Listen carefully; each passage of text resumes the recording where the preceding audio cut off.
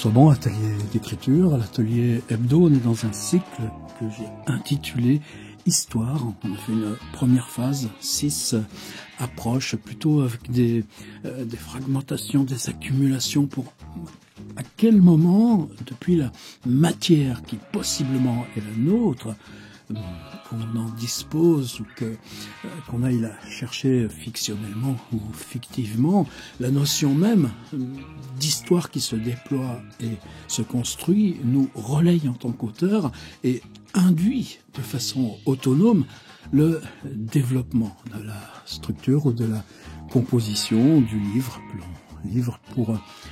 pour simplifier. Deuxième phase de ce cycle, et bienvenue si vous voulez l'attaquer directement maintenant, justement, comment on peut développer une histoire. J'ai dit et redit tout au long que c'est une approche nouvelle pour moi.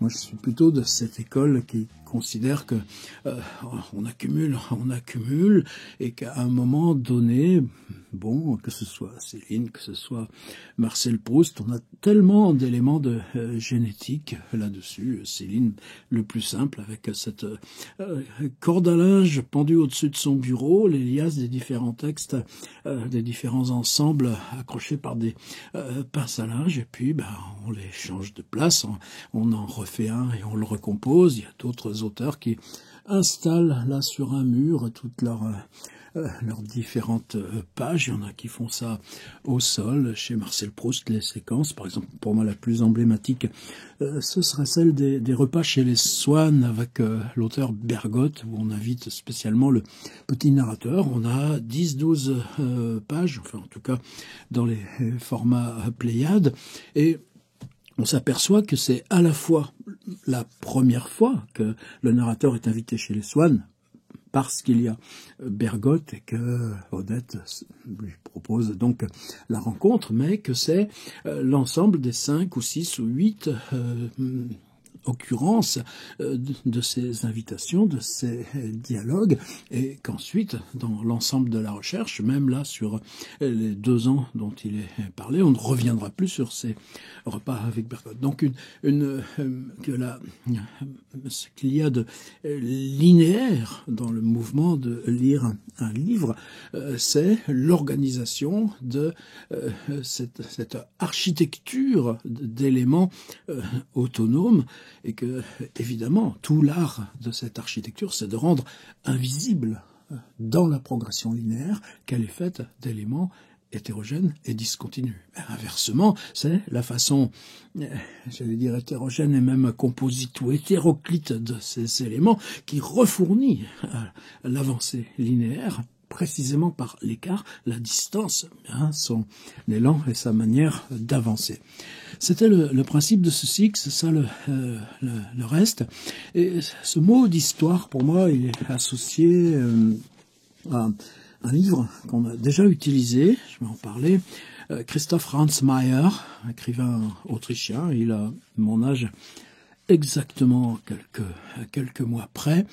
C'est un livre qui s'appelle Atlas d'un homme inquiet. Ce titre m'a toujours fait rêver. Je crois que c'est par Olivier Rollin dans le livre là. Qui s'appelle Quitter Paris, je sais plus quoi, mais enfin en tout cas un livre là où il s'agit de son déménagement de l'appartement où il a vécu pendant près de 30 ans à Paris, rue Monsieur le Prince, je crois, et où il parle simplement précisément de comment il emballe sa bibliothèque dans des cartons, comment elle était triée, de quoi il se débarrasse, et je l'ai suivi dans ces repérages, sinon je ne serais pas tombé sur Ransmayr. Alors Ransmayr est quelqu'un qui donc est né en 1954, autrichien, qui commence à publier, et quand il a, je crois, 35 ans à peu près, ses succès éditoriaux, en tout cas l'indépendance monétaire dont il dispose, lui permet de partir vivre un peu partout à la surface général du monde, c'est l'Asie, le Pacifique. Il va s'établir ensuite en Irlande.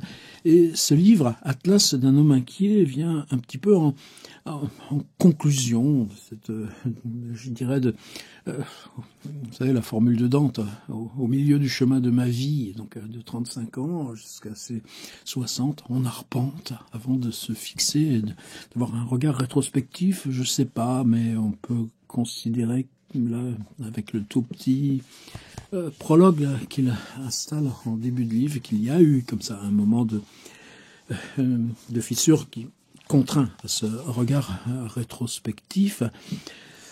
Ça pour Hans Meyer, mais parce que dans ce tout petit, cette page liminaire qui est récente, c'est de 2012, la traduction c'était chez Albin en 2015, on a de la chance, c'est Bernard Kreis, c'est celui qui a aussi tant fait pour la traduction de Thomas Bernhard, donc on peut se fier totalement à la façon, là au texte, la version française qui nous est proposée. Mais justement, ça commence par une réflexion sur le mot histoire, sur le terme histoire. Et ça, là, dans cette deuxième séquence, on n'a pas fini d'explorer. En même temps que qu'on laisse se développer devant nous ce qu'on a déjà commencé d'accumuler, qu'on s'interroge en même temps sur la mécanique de cette notion d'histoire. Et c'est la phrase de Hans Meyer, c'est « Les histoires n'arrivent pas, les histoires se racontent ». Ça a l'air un peu d'une tautologie, oui, mais si on prend ça au sérieux, on se retrouve, nous, là, au cœur de notre processus, c'est-à-dire en quoi et à quel moment le fait même de parler l'histoire, le écrire, le parler, c'est aussi des choses. Mais ça, c'est plutôt le mardi qu'on explore ça dans nos ateliers en direct. Et les deux ateliers, l'atelier hebdo et l'atelier du mardi, se complètent bien là de ce point de vue. Les histoires se racontent, c'est que dans le fait de se lancer dans l'histoire, qu'elle vous prend et vous déborde du dedans et s'en va là plus loin qu'on l'aurait. Non, qu'elle accède à elle-même, l'histoire tout simplement. Mais lui, c'est les histoires. Les histoires n'arrivent pas. C'est-à-dire si quelque chose se produit mais n'est pas repris dans le conte, ben, c'est là tout l'enjeu de notre tâche, ou du moins de cette obéissance ou de ce chemin arrière qu'on fait vers ce qui nous porte et qui serait de l'ordre d'une nécessité. L'atelier d'écriture, c'est pas une fin en soi, c'est justement analyser sans fin ce mouvement de constitution qui est toujours rétrospectif, mais qui passe là par le présent de l'énoncé. Oh là là, dans ces vidéos, et c'est pour ça que j'adore ce média, on va toujours plus loin qu'on croit. Hans Meyer, Christoph Hans Meyer, 2012, donc un homme déjà d'âge mûr. Les histoires n'arrivent pas, les histoires se racontent. Dans les 70 épisodes de cet atlas, il n'est question que de lieux où j'ai vécu, que j'ai visité ou parcouru, de gens que j'ai rencontrés, de gens qui m'ont aidé, qui m'ont protégé, menacé, sauvé, aimé, à une exception près. Alors, 70 chapitres, ils y sont. Et on s'est déjà appuyé sur ce livre. C'était le cycle été 2024. Vous savez que chacun de ces cycles, pour moi, c'est une espèce d'aventure aussi dont je sors littéralement ramassé, épuisé au point de me dire ouais mais ça fait 10 ans que ça dure quand même depuis 2016.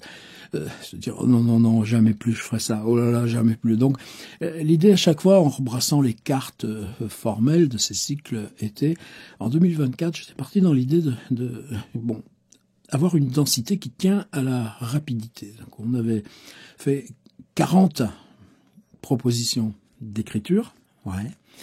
Et sur ces 40, on les enchaînait à raison de 2 par semaine.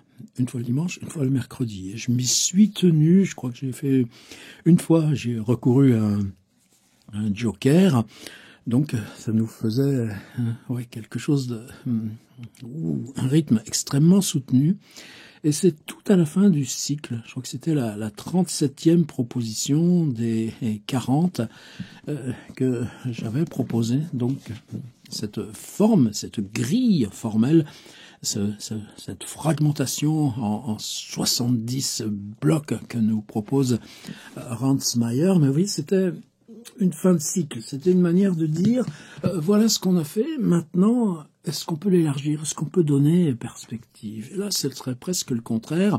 On a fait ce prologue, cette première séquence de 6 propositions, on est là dans la 07, donc on est à un moment d'ouverture, donc on revient à ce livre, indépendamment du fait que oui, dans ce moment, qu'est-ce que c'est un atelier d'écriture? Certains sont là entre deux livres, certains sont là parce que c'est la manière dans ce geste établi de l'écriture, ou ce geste à construire de l'écriture, de commencer à l'impulser et aller vers la construction d'un livre. Quelle grande fierté on va voir ensuite naître ces publications qui ont trouvé leur source ou leur racine dans ce jeu collectif, là, cet entrelac d'intensité collective qui est un atelier. Ça veut dire que certains étaient là l'été 2024 et participent encore à cette séquence,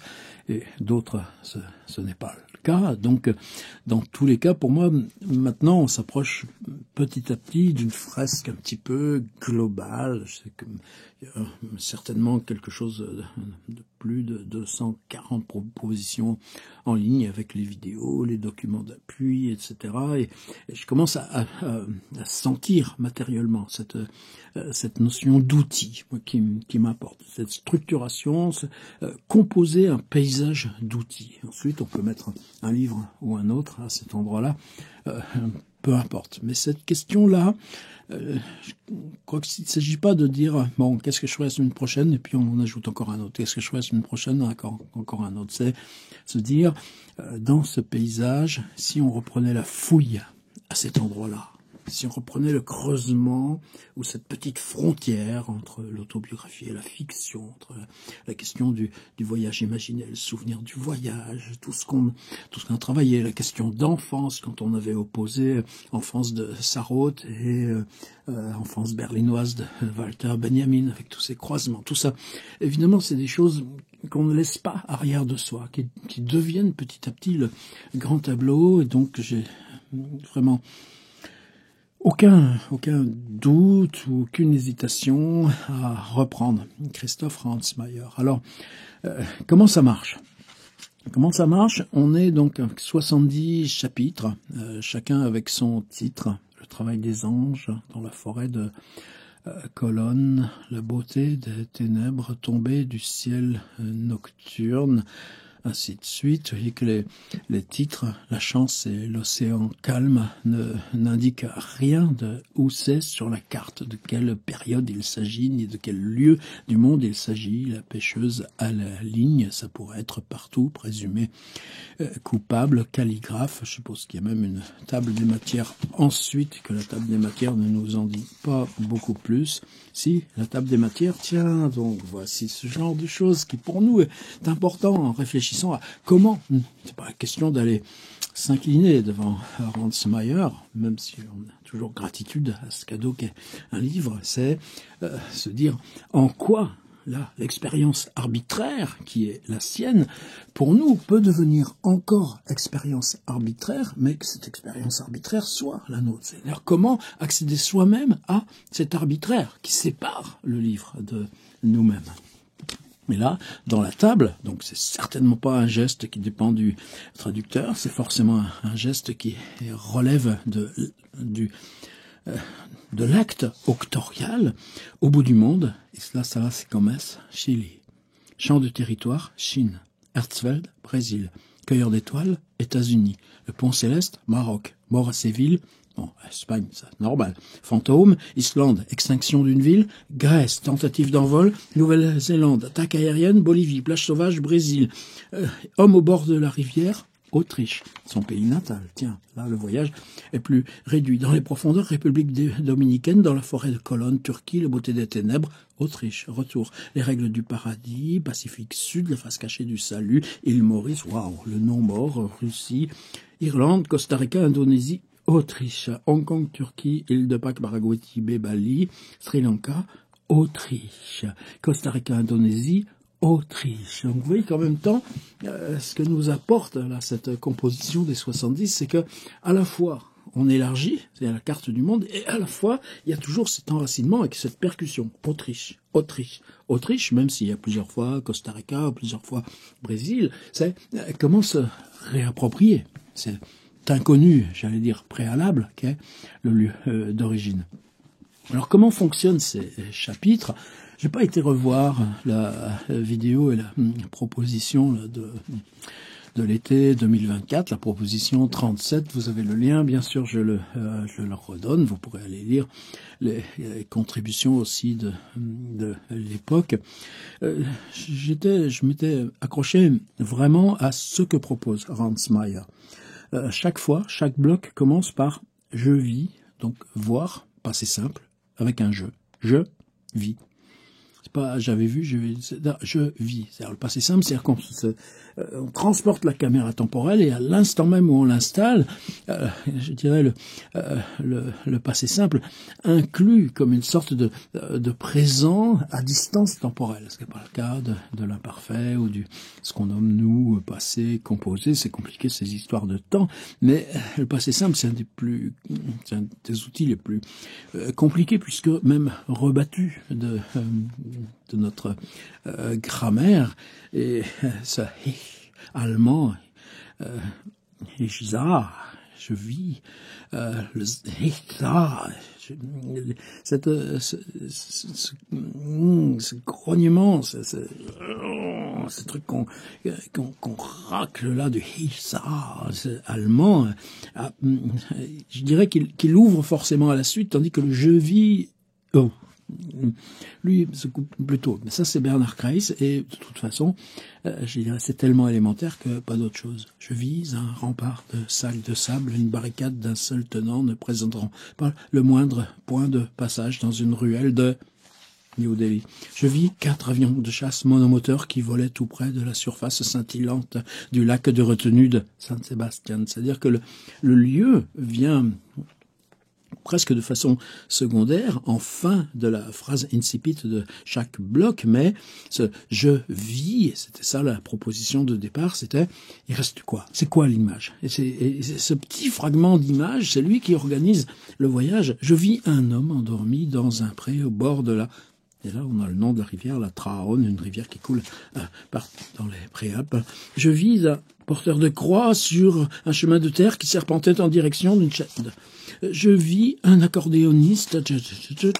Je vis un reste de mur sur une plage jonchée de débris marins et de bois flotté. Un homme en salopette bleue était en train de détruire ce reste à grands coups de pioche. Il jetait les morceaux cassés en tas sur le sable noir. Et là, on n'a même pas le lieu. Ça s'appelle déplacement de sépulture. Par contre, deuxième paragraphe, cela se passait, par imparfait, par un après-midi d'été nuageux sur la montagneuse île de Robinson Crusoe. Et donc, si c'est dans l'île de Robinson Crusoe, son destin devait inspirer à Daniel Defoe un roman qui occupe une place de choix dans l'histoire littéraire anglaise, Robinson Crusoe. Je disais ça comme ça quand j'étais gosse. Robinson Crusoe, pas Robinson Crusoe. Tout comme la réalité et la fiction se mêlaient sur les cartes marines du fait des îles rebaptisées, le monde des vivants et celui des morts paraissaient se confondre. Cet après-midi-là, sous mes yeux, l'homme en salopette bleue détruisait ce qui restait d'un mur, à moins que ce ne fût le reste d'un trottoir. Vous voyez la force de la langue. Celui-ci, là, par exemple, extrait là sur l'île de Robinson Crusoe dans le Pacifique, rebaptisé d'après un livre qui, lui, est une fiction, même si la fiction s'appuie sur l'aventure réelle d'un marin naufragé pendant plusieurs années, si je me souviens bien, dans cette île. Rien que ce déplacement de sépulture ici, vous voyez, c'est quoi? Ces 8 pages seraient un élément suffisant. Donc, il y a 2 ans, l'été 2024, j'ai dit, oui, on garde ce jeu, on garde ce passé simple et on le déplace partout où on veut, dans l'intérieur de soi, mais pas pour se raconter soi, pour s'oublier soi dans l'image, j'allais dire, flottante, solitaire, orpheline, qui demeure, qui est dans l'intérieur de nous, en quoi cette masse flottante d'images n'est pas constituée, on n'a pas besoin de se constituer un récit de vie. Lui, l'avantage, c'est qu'il constitue ça en récit de vie, mais il le laisse dans cet éclatement. C'est dans le silence qui sépare un bloc d'un autre. Évidemment, il y a ce qui sépare le livre d'une autobiographie et en fait une lecture, une expérience du monde, comme ce qu'on demande chacun de nous à la littérature, pour qu'elle participe ou relève de notre nécessité. Donc peut-être là, ce serait le plus exemplaire aussi. Pourquoi? Mais aussi parce qu'il y a la mort et qu'il y a le roman. Bon, je vais vous le mettre aussi dans les textes à télécharger, ce déplacement de sépulture. Allez, je mets un petit index, là, c'était, hop là, petit ticket du Chronopost, quand je l'ai commandé, et voici.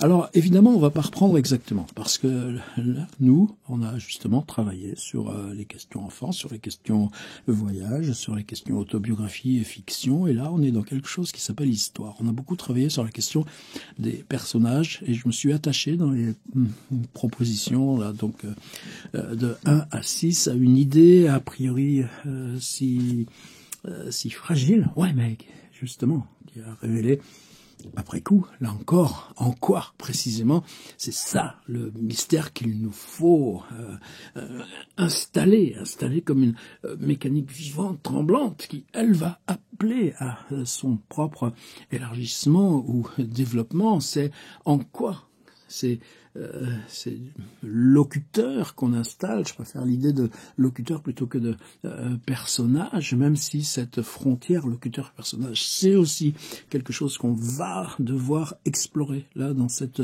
deuxième séquence. C'est en quoi ces locuteurs qu'on construit peuvent être le relais de nous-mêmes, en tout cas se charger de ce développement comme à notre place, peuvent nous exclure dans un arrière-fond et nous déposséder. Ah oui, mais on est toujours là, évidemment. Ils sont dans nos mains, on les tient en main, mais le discours, si on l'établit sur ces locuteurs, lui, se développe vers son autonomie par, je dirais, une assomption préliminaire de son autonomie. Alors, n'ayez pas peur de mes digressions et délires. De toute façon, quand je fais la synthèse de la consigne, c'est là encore après l'impro vidéo. Mais je vous propose quelque chose de très simple. Hans Meyer. Alors, il y a 2 extraits donc que je vais vous mettre. Le premier extrait, c'est celui de 2024. J'avais sélectionné là 7 ou 8 débuts de ces chaque fois. Je vis. Et après ce je vis, simplement cette image flottante. Je vis un groupe de gens en prière devant le portail à barreaux de l'église de l'hôpital psychiatrique Hans Steinhoff à Vienne. Tiens, donc retour à Autriche. Le livre s'ouvre de lui-même dans les endroits importants. Je vis, voilà encore un autre. Je vis 5 hommes hilars accoudés au bar du Soundboat, un troquet dans le... Et moi, je m'étais concentré vraiment sur ce... Tu dis je, tu mets au passé simple. Je vis, et justement parce qu'on est uniquement dans la vision... quelle est l'image? Et cette image, on la développe. Cette image, on la développe, mais on garde ce je vis image. Et à ce moment-là, l'accumulation fractionnée, oui, construit ce que Hans Meyer nous propose comme un titre vraiment tellement magnifique, génial. Atlas d'un homme inquiet, oui, parce qu'il y a cet inquiet qui, rétrospectivement, est-ce qu'il a partie liée avec son exploration là, dispersée du monde pendant 25 ans de sa vie, de ses 35 à ses 60 ans, avant qu'on revienne et qu'on s'installe là dans l'écriture du livre, alors que le livre, justement, s'organise avec chaque fois ce retour Autriche, depuis les Marquises ou depuis l'Alaska ou depuis ou l'île de Robinson Crusoe. Alors, je voudrais simplement vous proposer ça. Des personnages, dans vos 6 premières contributions, Il n'en manque pas. On a cherché dans ces 6 premières propositions à définir un territoire. Bon, rappelez-vous que la première proposition, je partais tout simplement de l'idée, depuis Georges Perec, la vie, mode d'emploi, de l'idée d'un point géographique précis, d'un point de carte géographique, qui pouvait être, dans le cas de Perec, c'était l'immeuble de la vie, mode d'emploi, mais ça peut être une rue, un hameau, une entreprise, un établissement scolaire ou un hôpital, ou quelle que soit la structure humaine dont on parle, mais on partait d'un point géographique précis. Et à partir de cette géographie, on a travaillé sur différents témoins, différentes postures de voix, et bon, reprenez ça tranquillement. Maintenant, on va en choisir un. On va procéder tout simplement dans cette proposition 7 pour lancer notre deuxième séquence à un renversement.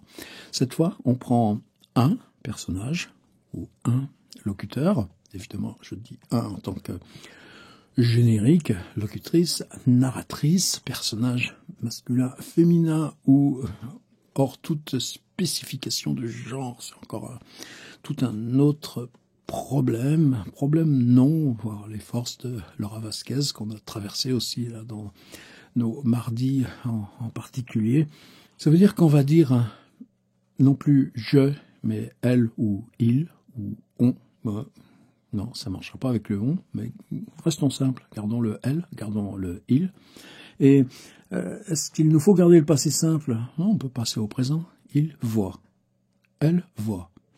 Et ce présent, et cette troisième personne, c'est eux qu'on va balader. On va dresser l'atlas de notre personnage. Reste l'inquiet.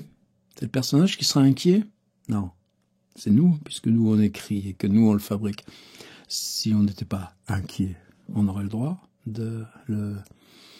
On serait poussé à ça, à mettre ça en récit, en expérience? Certainement pas. Alors utilisez d'autres mots que inquiet, si vous préférez, la curiosité, le simple questionnement, le simple retour sur parole, c'est ce qu'on va explorer aussi mardi. Moi, je vous propose de garder ça en disant, l'inquiet, c'est nous. L'inquiet, c'est nous qui sommes là, aux manettes. L'inquiet, c'est pourquoi on se débarrasse de nous-mêmes dans un ou une personnage. Et ce ou cette personnage, dit il ou dit elle, parle au présent, et par contre on garde le voix, il ou elle voit, et on garde l'image. Et on va refabriquer, à l'inverse, l'atlas géographique. Lui, vous vous rappelez donc la table des matières, inclut là l'ensemble la pêcheuse à la ligne, Népal, la menace, Malaisie, présumé coupable, Afrique du Sud, vase chinois, Chili, calligraphe, Chine, pèlerin, Sri Lanka, consolation des affligés, Autriche. Donc, chaque fois, on a cet éclatement géographique. Alors, cet éclatement géographique, est-ce qu'il est tout autour du monde? Non, là, je fais une expérience. Hier, je repassais là-dessus en réorganisant mon site. Le Tour de Tours en 80 ronds-points. C'était en 2012, tiens, la même année où Ransmayr publiait Atlas d'un homme inquiet. C'était s'installer sur les ronds-points partout dans l'agglomération de Tours et puis en faire l'inventaire photographique et procéder à une performance. Là, comme ça. Je dis ça pour raconter ma vie. Non, c'est juste une question que l'Atlas de mon inquiétude, j'avais décidé que son emprise géographique serait l'agglomération de Tours, quelques exceptions. À vous de... c'est le Tour de France de 2 enfants. J'ai racheté ça tout récemment chez un bouquiniste. Le Tour de la France par 2 enfants. Vous savez combien Pérec, quand il lisait ça, lui qui était l'enfermé toute son adolescence, et comme ça a contribué à son écriture de W, y compris les petites illustrations en noir et blanc. Combien j'ai payé ça? 6 €. Devoir et patrie, livre de lecture courante avec plus de 200 gravures, instructif pour les leçons de choses. Tiens, donc aussi le lien à Claude Simon par Monsieur G. Bruno, lauréat de l'Académie française, auteur de Francinet, texte primitif. Ah bah tiens, voilà que tu m'interroges, dis donc toi, Monsieur Bruno, là. Texte primitif. Hey, c'est le texte dont parle Walter Benjamin. Si on cherchait tous à aller dans le primitif, si l'atelier d'écriture, plus loin que ça, c'était le primitif de nous-mêmes par le texte, ou le texte primitif qui permet la révélation ou l'accession à ce qui est noté. 326e édition, cours moyen, librairie classique Eugène Belin, 324e édition, ça en fait. Bon, je laisse tomber mon Tour de France de 2 enfants, mais c'est juste pour cette question de l'Atlas. Lui, à 35 ans, il part pour 25 ans de nomadisme à la surface du monde. Ça n'empêche pas d'écrire ses livres et d'en publier, et puis ça permet de continuer de changer de pays une autre fois. Sauf que le jeu finit un moment et qu'on publie Atlas d'un homme inquiet. Alors c'est quoi l'Atlas de votre personnage? Et si on dit il ou elle voit, quel que soit l'âge du personnage, on peut le promener sans chercher à faire de chronologie, sans chercher autre chose que cette image et ce qu'on peut développer derrière, et le personnage sera la somme de ces images en lui-même, en elle-même, flottante. Il, elle voit, et on déplace ça sur l'ensemble de, j'allais dire, son empreinte géographique. On est nomade où on réside par le monde sans laisser grande empreinte. Donc c'est pas ça le mot qui convient. Simplement c'est l'empreinte en soi-même des géographies traversées. Oui, dans ce sens-là, ça marche. Il, elle voit. Ransmayr en propose 70. On n'ira pas jusque-là, mais c'est il, elle voit plus image flottante. Et ensuite, simplement, on développe un petit peu l'image flottante. Et comment le personnage, après avoir première phrase de Ransmayr, les histoires n'arrivent pas, les histoires se racontent. Puisque vous allez et que vous aurez raconté ça pour votre personnage, vous l'inquiétez en racontant l'atlas, en établissant l'atlas de votre personnage sans chronologie. Il voit, elle voit, image. Il voit, elle voit, image. Sans chronologie, mais sans rien expliquer, sans rien construire, sans rien fabriquer d'autre du personnage, on aura simplement l'atlas de ces images flottant en lui-même, en elle-même. Et ce sera devenu déjà histoire. Christoph Ransmayr, Atlas d'un homme inquiet, proposition numéro 7 de notre cycle Histoire, et je vous souhaite bonnes écritures.